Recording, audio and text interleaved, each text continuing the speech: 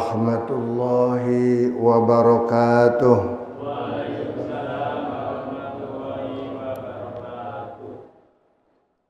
Alhamdulillahi rabbil alamin.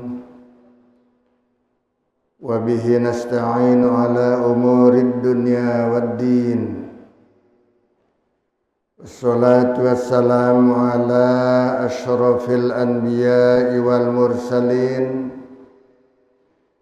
Sayyidina wa syafi'ina wa habibina wa maulana Muhammad wa ala alihi wa sahbihi ajma'in, amma ba'du. Rabbi shrah li sadri wa yassir li amri wahlul 'uqdatam min lisani yafqahu qawli. Rabbi shrah li sadri wa yassir li amri bijahin Nabi Muhammadin sallallahu alaihi wasallam. Ila hadratin Nabil Mustafa Muhammadin Rasulillah sallallahu alaihi wasallam wa azwaji wa dzurriyyatihi wa ahli baitihil kiram wa ila arwahi abaina wa ummahatina wa jaddadina wa jaddatina wa qarabatina wa ahli baitina wa masyayikhina wa muallimina wa ikhwanina minal muslimin wal muslimat wal mu'minin wal mu'minat bi anna Allah yaghfir lahum junubahum wa yuskinuhumul jannah. Khususun larihi muallifi hadzal kitab, nafa'ana Allah bi ulumihi wa sahala Allah bi fahmi. Syai'un lillahi lahum al-Fatihah. A'udzu billahi minasyaitonir rajim. Bismillahirrahmanirrahim. Alhamdulillahi rabbil alamin, arrahmanir rahim, maliki yaumiddin. Iyyaka na'budu wa iyyaka nasta'in. Ihdinas siratal mustaqim. Shiratal ladzina an'amta 'alaihim ghairil maghdubi 'alaihim waladdallin. Amin. Bismillahirrahmanirrahim. Qala al-muallif rahimahullahu ta'ala wa adama an-naf'a bihi wa bi 'ulumihi fid dharain. Amin. Wa qala alaihi salatu wassalam la ayyu'addibar rajulu wa fi lafzin ahadukum waladahu ayyu'allimuhul adab asy-syari'ah ayyu'allimuhul adab asy-syar'iyyati wal mandubah khairul lahu min ay yatasaddaqa ay kulla yaumin bisa'in. Subhanallah. Wa qala, dan telah bersabda Rasulullah sallallahu alaihi wasallam, la ayyu'addibar rajulu, sungguh memberikan pelajaran seseorang kepada anaknya wafi lafjin, dan di dalam satu lafaz ahadukum, salah satu di antaramu, waladahu, akan anaknya, ayyu'allimuhul adab asy-syar'iyyata, yaitu memberikan pelajaran kepada anaknya al-adab asy-syar'iyyah wal mandubah, yaitu kepada adab, akhlak, ya, agama, baik yang wajib maupun yang sunnah. Ya, khairul lahu min ay yatasaddaqa, itu lebih baik bagi seseorang itu daripada dia bersedekah ay kulla yaumin, tiap-tiap hari, bisa'in, dengan satu kulak. Bisa'in dengan satu kula. Jadi satu kula itu ya ada 4 mud. 4 mud seperti zakat itu. Zakat kita zakat fitrah. Ya.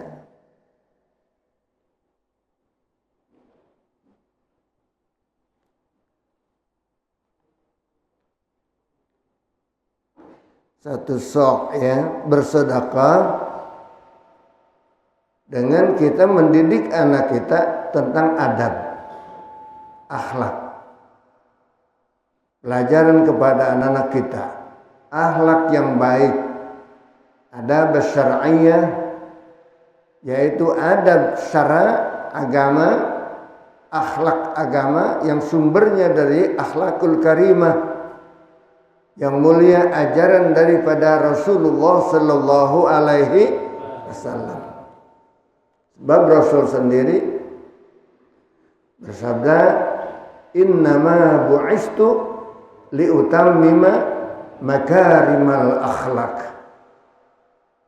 Apa hadisnya? Innama bu'istu liutammima makarimal akhlak. Ya, jadi innama hanya saja, ya, hanya saja. Bu'istu, aku diutus. Liutammima, untuk menyempurnakan al-akhlak. Akhlak. Jadi akhlakul karimah kita ambil daripada ajaran Rasulullah sallallahu alaihi wasallam. Luar biasa. Maha pengampun, tawadu, ya, tidak sombong. Lebih banyak kita mencari, mengorek-korek kejelekan kita sendiri, kesalahan kita sendiri, dosa kita sendiri, daripada ngorek-ngorek ya kesalahan, kejelekan orang lain. Tidak usah. Ya, membuat keras hati kita, sombong hati kita, jadi takabur kita nantinya. Lebih banyak mengatur orang lain, aturannya makan itu, aturannya itu ya. Padahal kita lebih baik mengatur diri kita sendiri. Udah benar apa belum kita nih? Jangan orang lain aja kita atur ya. Diri kita sendiri kita atur. Akhlak kita yang baik. Harus senantiasa banyak husnuzon kepada orang. Baik sangka, apalagi kepada Allah Subhanahu wa ta'ala. Begitu.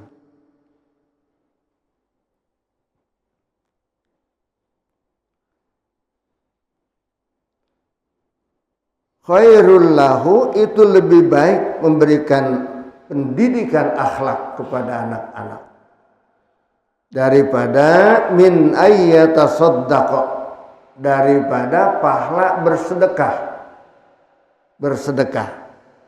Ai kulla yaumin, tiap-tiap hari, bisa'in, dengan satu sa', satu kula. Satu kula itu ukuran kita zakat. Ada 4 mud ya. Kemudian kenapa itu bisa dikatakan lebih baik daripada itu? Rawahu Turmuji, telah meriwayatkan hadis ini oleh Imam Turmuji an Jabir bin Samra, dari Jabir bin Samra, wa huwa hadisun hasan. Maka hadis ini nilainya hadis hasan.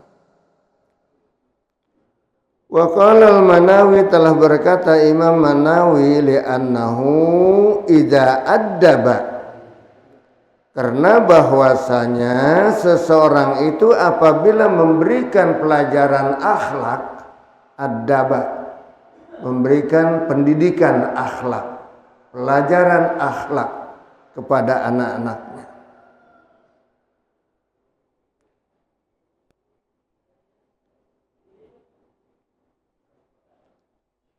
sarat af'aluhu, maka jadilah semua perbuatannya min shadaqatihil jariyati, termasuk daripada sedekah jariyah. Tuh. Memberikan ilmu kepada anak tentang akhlak yang mulia yang bisa dia bawa sepanjang hidupnya, mempunyai akhlak yang mulia, itu adalah sama dengan kita bersedekah jariyah. Berikan pelajaran pada anak kita akhlak yang mulia. Setelah kita meninggal, anak kita itu tetap berakhlak mulia, maka menjadi sedekah jariyah bagi kita. Apa itu sedekah jariyah? Yaitu berbuat kebaikan di mana orang itu sudah meninggal dunia yang berbuat kebaikan, tapi kebaikannya itu masih ditiru. Baik kepada muridnya, kepada anaknya, pada siapa saja. Terutama akhlak yang mulia, yang terpuji di hadapan Allah maupun di hadapan masyarakat. Akhlak kita itu menjadi sedekah jariyah. Tetapi kalau sedekah dengan beras, sedekah dengan gandum, dengan terigu, ya. Wa sadaqatul yang qati'u sawabuha. Sedangkan sedekah satu kulah itu bisa terputus. Ya sedekah habis dimakan udah.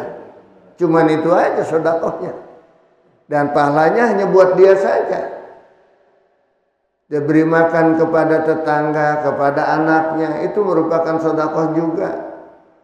Bahkan kita setiap hari memberikan nafkah, uang belanja kepada keluarga kita, itu juga termasuk sedekah.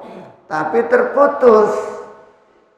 Setelah sedekah kita itu berupa makanan, ya, dimasak mateng, kemudian dimakan rame-rame, habis sudah sedekahnya itu. Habis sudah, cuma sedekah itu aja pahalanya. Tapi sedekah dengan ilmu, ini yang menjadi sedekah jariyah. Sama dengan kita sedekah jariyah dengan mewakafkan tanah, mewakafkan bangunan, mewakafkan sumur, bersumber-sumber air. Ya. Kita wakafkan, manfaatnya terus mengalir terus. Bagaikan sumur yang tak pernah kering. Begitulah serokan kepada kita punya Tuan Guru tuh. Ya. Kiai Haji Muhammad Syafi'i Hazami, itu beliau tuh kehidupannya diumpamakan ulama yang begitu banyak ilmunya dia tuangkan, dia korbankan, dia berikan, dia salurkan, dia sumbangkan kepada murid-muridnya. Di Jakarta aja khususnya 300 masjid gitu. 300 majelis dia punya. Ya, itu di Jakarta. Saya dapat kabar tuh dari Kiai Damanhuri itu sebetulnya yang di Mekah. Dia punya sahabat namanya Kiai Haji Muhammad Syafi'i Hazami. Di mana? Di Jakarta. Hebat Pak Kiai. Kenapa? Dia punya majelis taklim 350. Dia punya majelis taklim 350. Coba satu majelis ada 50 orang aja, 350 kali 50. Itu kalau 50. Kalau majelis yang umum banyak, ratusan. Luar biasa. Maka ilmunya terus dituangkan, dikorbankan, disiarkan kepada murid-muridnya yang alhamdulillah sekarang sudah banyak murid-muridnya yang berhasil melanjutkan perjuangan beliau berdakwah di kota Jakarta ini khususnya dan Jabodetabek. Ulama-ulama harus masjid kita yang baru saja dipanggil oleh Allah Subhanahu wa taala, Bapak Kiai Haji Sofwan Nizami, itu gurunya adalah guru beliau adalah Kiai Haji Muhammad Syafi'i Hazami. Termasuk murid yang mendapat restu untuk berdakwah di Jakarta ini telah dipanggil oleh Allah Subhanahu wa taala. Siapa itu? Kiai Haji Muhammad Ahmad Sofwan Izomi. Kita doakan semoga beliau min ahlil khair, bermanfaat ilmunya, bagaimana tuan gurunya juga, dan moga-moga bermanfaat juga buat kita semuanya. Sebab beliau sering mengisi di tempat kita sini. Bahkan kita punya pondok pesantren juga penasehatnya adalah Kiai Muhammad Syafi'i Hazami. Dengan restu beliau nih kita juga membangun di sini. Mudah-mudahan kita juga dapat keberkahannya juga. Bisiril Fatihah. A'udzubillahi minasyaitonirrajim. Bismillahirrahmanirrahim. Alhamdulillahirabbil alamin arrahmanir rahim. Maliki yaumiddin. Iyyaka na'budu wa iyyaka nasta'in. Ihdinas siratal mustaqim. Shiratal ladzina an'amta 'alaihim ghairil maghdubi 'alaihim waladdallin. Apa di antara akhlaknya kita punya tuan guru? Apa Kiai Haji Muhammad Syafi'i Hazami? Soal ilmu dari mana aja dia dapat. Silakan belajar ilmu. Walaupun dari murid kita sendiri, jangan malu-malu untuk mendapatkan ilmu. Belajar dari murid kita. Duduk di majelis taklim murid kita. Jadi masalah. Ya.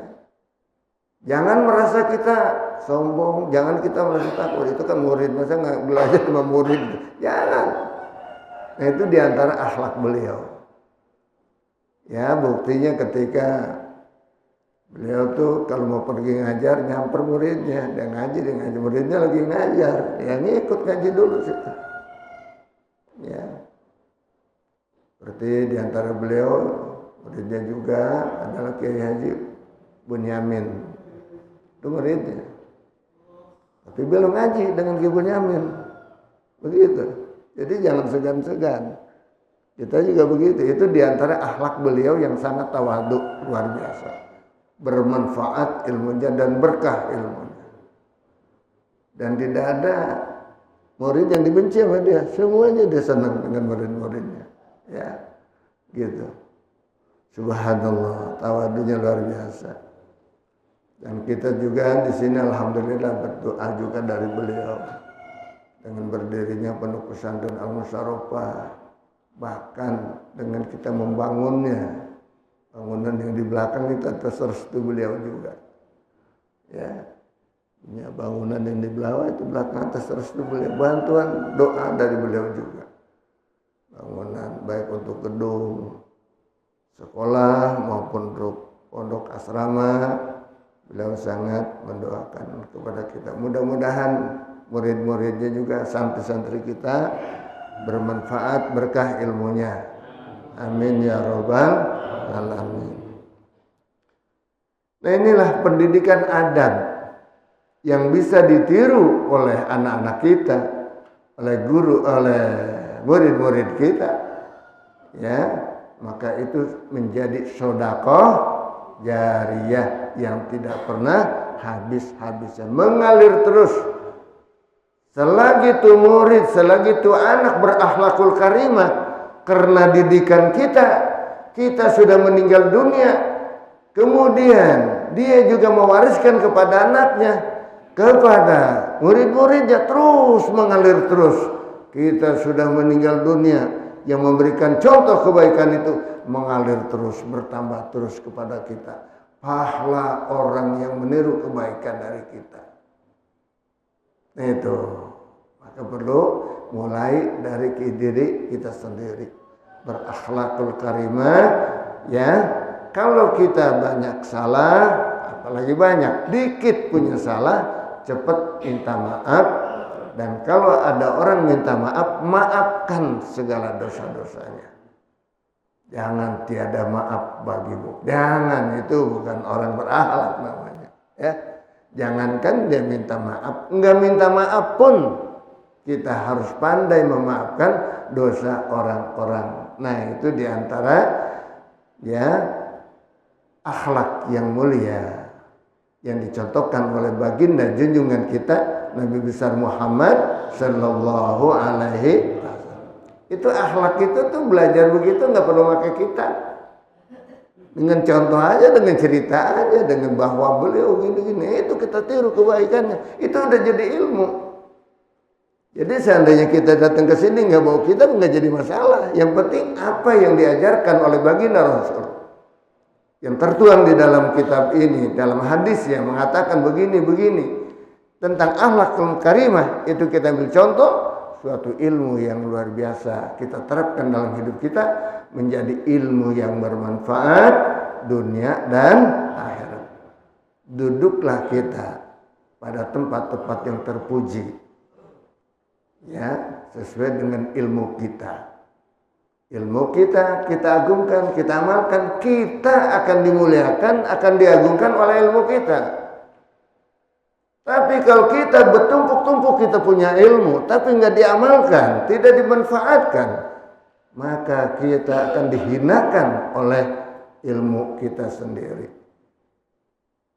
Nah begitulah pelajaran-pelajaran yang diambil dari kitab Ta'lim, ya, adab menuntut ilmu, ya. Dan kita setiap menuntut ilmu itu harus hati kita yang bersih. Kita harus mencari, mengkorek-korek kesalahan kita. Kita udah cocok belum tuh dengan itu? Seperti sekarang kita sudah menerapkan belum tuh memberikan akhlak kepada anak kita? Ya. Kita sudah menerapkan belum tuh menerapkan akhlak kepada murid-murid kita yang bisa ditiru dengan dia, dengan akhlak kita yang baik? Udah belum? Nah itu tanda tanya. Jawab sendiri dah masing-masing. Begitu juga kepada keluarga dan sebagainya. Sudahkah kita memberikan akhlak yang mulia kepada mereka? Sebagaimana akhlak yang dibawa oleh baginda junjungan kita Nabi besar Muhammad sallallahu alaihi wasallam. Ya. Innama bu'istu liutammima makarimal akhlak. Hanya saja ada tuh hasar tuh. Innama kalimat ada tuh hasar. Hanya. Kalau hanya berarti semakin sempit ke situ tuh. Semakin fokus kepada itu. Kepada apa? Membina akhlak umat baginda Rasulullah sallallahu alaihi wasallam. Ini kita akhlak. Bagaimana adab kita dengan orang tua. Bagaimana adab orang tua kepada anaknya. Bukan anak kepada orang tua aja, orang tua kepada anak juga ada adab. Murid kepada gurunya, begitu guru kepada murid ada akhlaknya, ada adabnya. Bagaimana caranya kita? Ya, sehingga insya Allah semuanya saling mengisi tentang akhlak yang mulia. Tidak ada dendam, tidak ada sakit hati di antara kita semuanya. Ya, nggak ada istilah.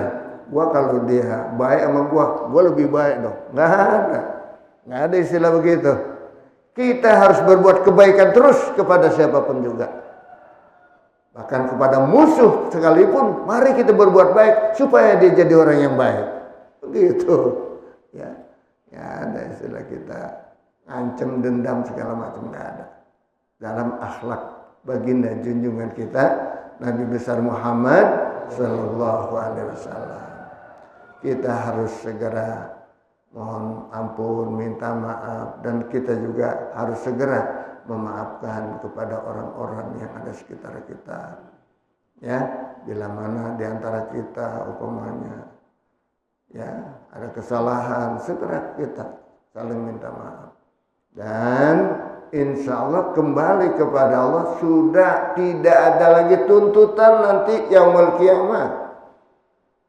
Di akhirat sudah nggak ada lagi kita tuntut menuntut. Kita selesaikan semuanya di dunia. Gitu.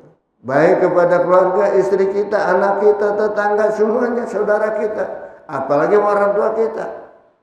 Selesaikan semuanya urusan. Jangan ada punya dendam, ancam segala macam. Kan ada anak-anak yang Bandung yang menurut tuh anak orang kaya, benar orang kaya. dia dendam kadang-kadang orang tuanya. Sebab dia mau minta dibeli motor nggak mau, nanti kalau bapak gue udah mati, habis nih gue beli lupa banyak deh. Gue jual nanti di tanah, gue beli motor, bukan motor lagi, mobil gue beli, dendam namanya. Nah, bagaimana akan bahagia kita punya anak yang akhlaknya begitu bejat ya. Nauzubillah min jangan ada antara kita. Justru kita meniru dengan kebaikan-kebaikan dari orang tua kita, dari guru kita. Semoga kita diberikan keberkahan dalam hidup kita. Apalagi tentang harta dan sebagainya. Jangan menjadi memberatkan orang tua kita untuk mendapat keringanan hisab. Keringanan hisab kita. Ya, barang siapa yang pengen ya dilancarkan perjalanan yang menuju surga, kita harus jadi orang pemaaf. Satu, pemaaf. Kedua, memberi kepada orang yang pelit kepada kita. Orang yang pelit kita maafkan. Ya, kita jangan kadang-kadang kita memberi pilih-pilih gitu. Orang yang berjasa sama kita tuh kita pilih-pilih. Jangan semuanya kita bersedekah dan sebagainya. Kalau hajatan, ngundang tetangga, jangan dipilihnya kaya-kayaan doang diundang. Yang miskin juga undang semuanya. Apalagi punya saudara, yang dipilih-pilih itu saudara. Jangan semuanya saudara ponakan juga undang semuanya.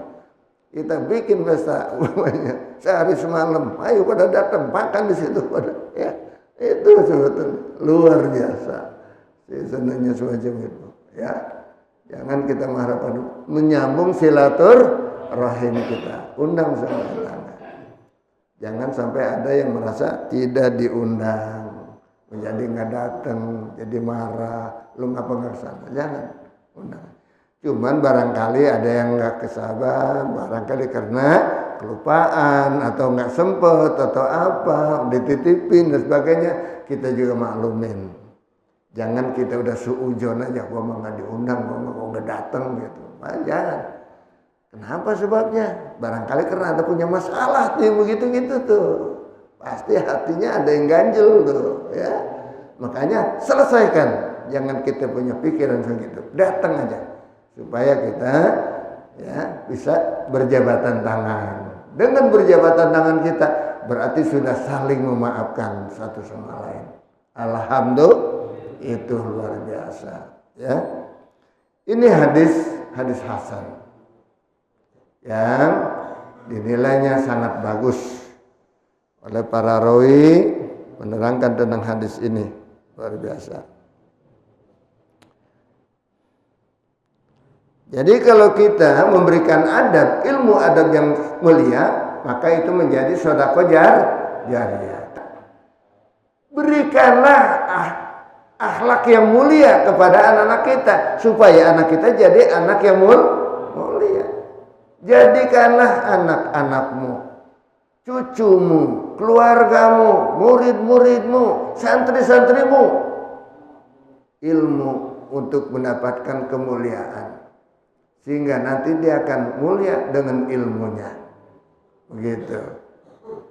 Kalau kita pandai memberikan akhlak yang mulia kepada anak-anak kita, wa ahsinu adabahum, dan perbaiki adabnya mereka, akhlak mereka, ya, dengan akhlak yang mulia,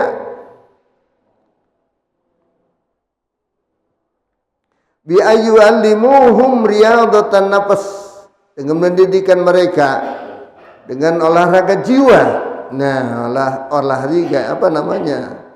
Mengolahraga jiwa kita untuk menjadi akhlak yang mulia, seger terus tuh akhlaknya. Wa mahasinal akhlak, dan akhlak yang terbaik. Qala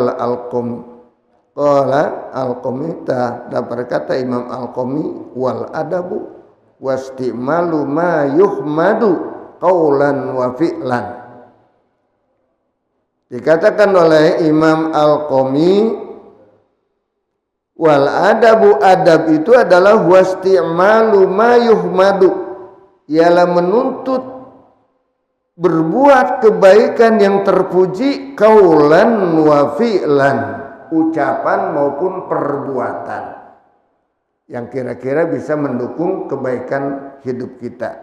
Dinilai oleh Allah baik, dinilai oleh masyarakat juga baik. Wakilah, dan dikatakan wa ta'zimu man fawqaka. Akhlak itu adalah mengagungkan orang yang di atasmu, bapamu, gurumu, abangmu yang lebih tua. Nah, itu diantaranya warifqu biman dunaka, dan lemah lembut kepada orang yang di bawahanmu. Nah, ini. Jadi berarti ke atas ada akhlak kita, adab kita, ke bawah juga ada adab kita. Ke atas kita agungkan beliau-beliau ini, dan ke bawah kita lemah lembut kepada bawahan-bawahan kita. Mudah-mudahan kita diberikan keberkahan oleh Allah Subhanahu wa ta'ala. Warifqu biman dunaka, dan berlemah lembut dengan orang yang di bawahanmu. Rawahu Ibnu Majah, telah meriwayatkan Ibnu Majah an Anas, dari Anas radhiyallahu an. Qala al-Manawi hadzal hadisu nakaratun wa dha'fun. Nah, tetapi dikatakan oleh Imam Manawi tentang hadis ini sebetulnya itu hadis munkar dan hadis dhaif, ya. Tetapi isinya luar biasa. Walaupun hadis ini dhaif munkar. Sebab apa? Sebab di sini dikatakan hadis munkar itu, apa itu munkar? Wal munkaru huwallazi la yu'rafu matnuhu min ghairi jihatir rawi. Bahwasanya hadis munkar ini adalah yang tidak dikenal matannya, tidak diketahui matannya dari siapa ini, dari arah rawi yang tidak jelas. Fala syahidalahu, maka tidak ada saksi baginya. Fama khalafa fihi al-munfaridu man huwa ahfaju wa adbatu, di mana tidak ada ya suatu kesalahan fihi di dalamnya oleh seseorang, man huwa ahfaju, orang yang dianggap lebih sangat mempunyai pemeliharaan terhadap hafalan, wa adbatu, dan sangat diperkuat, fasajun mardudun, maka hadis ini dianggap syaz dan mardud. Mardud apa? Jarang, langka, dan ditolak, ya. Tetapi isinya sangat bagus untuk kita. Cuman matannya aja yang nggak jelas dari rawi mana, sehingga tidak ada saksi-saksi yang yang menentukan bahwa hadis itu benar dan lain sebagainya. Tetapi bagi kita ahli sunnah wal jamaah, melihat hadis itu bukan masalah dhaif, sahih, hasan, dan lain sebagainya, tetapi kita lihat dari bobot kebaikannya yang luar biasa, li fadhailil a'mal, untuk meningkatkan keutamaan ibadah yang semakin meningkat, dan semakin cinta kepada Allah, semakin dekat kepada Allah, semakin baik akhlak kita. Maka ini boleh dipakai hadis ini oleh ahli sunnah wal jamaah. Sebab apa? Mendorong kita untuk berbuat banyak kebaikan. Li fadhailil a'mal. Mudah-mudahan bermanfaat bagi kita semuanya, ya. Sampai di sini, dan waktu sudah sampai nih sekarang dengan waktu sholat sunat isra. Anak-anakku sekalian, biasakan sholat isra, sholat sunat isra di pagi hari ini. Begitu terbit matahari, kita sholat sunat isra 2 rakaat. Apa manfaatnya? Apa manfaatnya? Mendapatkan pahala haji dan umrah. Di mana sekarang orang pada daftar pengen haji, pengen umrah segala macam puluhan juta, tapi kita cukup kalau mendapatkan pahala duduk di majelis ini, ya, dari sholat subuh sampai datang waktu isra, kita taklim, ibadah, niat itikaf. Kalau datang ke sini nggak sempat kita tahiyatul masjid, duduk di sini langsung ikut taklim, baca tasbih, subhanallah walhamdulillah wala ilaha illallah wallahu akbar, wala haula wala quwata illa billahil aliyil azim. Umpamanya ada yang datang, wah kalau nggak sholat lagi tadi udah buru-buru nih, seperti kalau taklim, mau apa lagi? Maulid dan sebagainya itu kadang-kadang nggak sempat, mau sholat juga nggak punya wudhu, pokoknya batal. Maka duduk di majlis taklim itu, duduk di masjid ini, kita baca tasbih itu 4 kali. Subhanallah, walhamdulillah, wala ilaha illallah, wallahu akbar, wala haula wala quwata illa billahil, pengganti daripada tahiyatul masjid. Baca itu. Demikian di dalam kitab Bidayatul Hidayah, ya, karangan Imam Ghazali. Di mana kita, kalau kita masih punya wudhu, cukup 1 kali dan kita niat itikaf. Kalau punya wudhu, kalau udah nggak punya wudhu, baca tuh 4 kali, gitu. Kalau nggak punya wudhu, baca tasbih itu 4 kali. Kalau nggak punya wudhu, ya iya 4 kali kita baca. Kalau punya wudhu, cukup 1 kali dan ditambah dengan niat itikaf. Nawaitu an a'takifa fi hadzal masjidi ma dumtu fihi sunnatan lillahi ta'ala. Saja ku niat duduk beritikaf di masjid ini selama di dalamnya.